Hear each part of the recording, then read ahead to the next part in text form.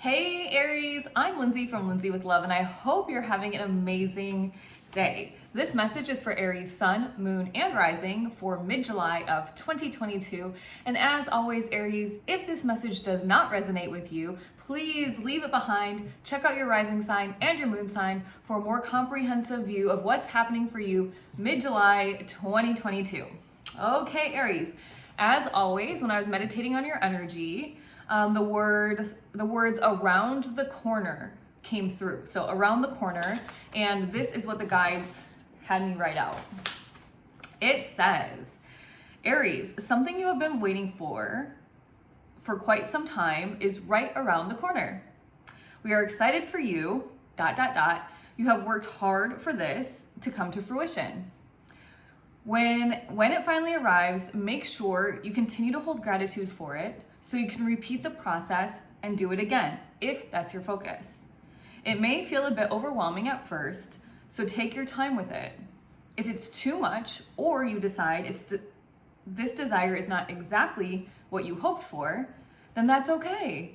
Change the desire slightly for the next time. Congratulations, Aries. Aries, just as a friendly reminder, I am an energy coach and distant healer, helping you release the energy blockages that are holding you hostage to a mediocre life. It is your birthright to enjoy abundance, health, wealth, happiness, and all those high vibrational energies.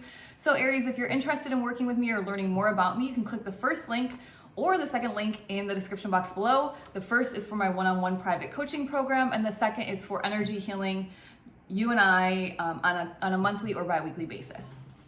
Okay, Aries, so let's dissect this message, and let's chat about what's going on in your world. So something is happening soon for you. This is very exciting. When it finally arrives, make sure to hold gratitude. Okay, so this is something that I've noticed with myself, like I fall into a bad habit of it, and so I'm just sharing with you because maybe this is happening for you, because I know a lot of the students that I work with, and even people like in my Facebook group, Happy Spiritual Alchemist, I'll also link below, they have kind of the same problem, which is this.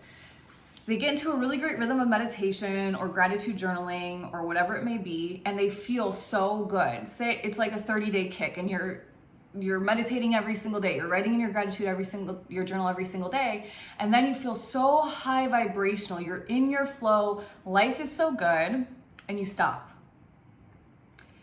And then once you stop, things start kind of trickling back to the way they were on day one when you first started your 30 days of meditude.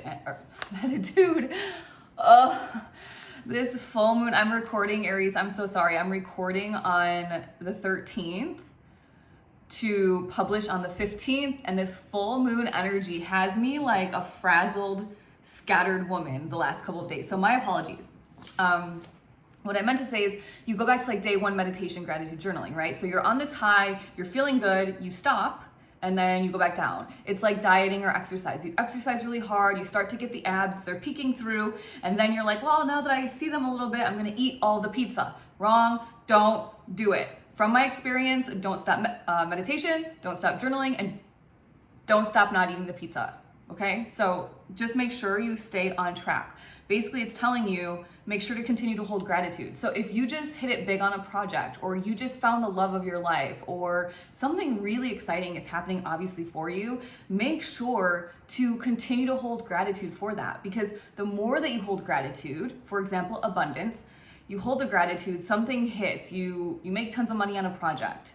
Just keep holding gratitude so that you can repeat that cycle, what you just did, to bring that project to fruition, okay, to manifestation. I hope that makes sense. I'm sorry, I should have taken some deep breaths before recording or something, because I feel still a little in the air. Okay, and then it says if it may feel a bit overwhelming at first. Okay, so I was having a conversation with a really close friend of mine recently, last night actually, and she had this like brilliant little nugget of advice. And she said, there was a conversation, it was three of us in the conversation, and one of the people said, I feel overwhelmed. I'm getting everything I asked for, but it's starting to feel like overwhelming. And the other girl and I, we were both kind of listening and like waiting. And she said, not really like overwhelming, but like excited overwhelming. And the other girl spoke up and said, is it overwhelming, or is it all of the abundance that you ever asked for? That is very powerful, right? So oftentimes we desire something, but we don't really think through like what it means to have that thing. Like, say for example, you desire to be a successful entrepreneur and millionaire, and then it happens, and then all of a sudden now you have some fame, or you're in some niche industry, you're sought after, and all of a sudden now you're more in the public eye, and you didn't think about those things, and you're really a private person, and you wish that wasn't the experience for you. You know, that's a very loose example, but it's an example of becoming overwhelmed after receiving what it is you asked for. And so remind yourself, it's not overwhelm, it's what you asked for. And you always have the opportunity to like pump the brakes a little, breathe, take it in. It doesn't have to be overwhelming for you, Aries. So I just want you guys to remember that when this really wonderful thing is coming to you right around the corner. And it says, if it's too much, or you decide that it's the wrong thing, you thought you wanted it, but you don't anymore, then just change your mind, right?